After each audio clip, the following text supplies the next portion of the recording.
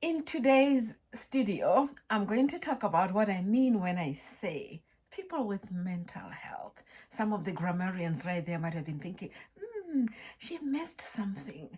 Actually, I have not. That is Sothofied English. I am a Basotho. And sometimes when I share my opinions, it's very difficult for me to get rid of my Mosotho-ness. So, in Sesotho, we don't say that a person is the disease.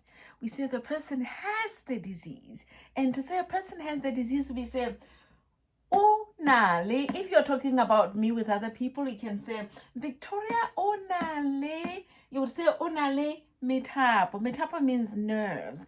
This is a general term to say she has some kind of a condition that affects, how she thinks, or how she processes thoughts, and that kind of a thing.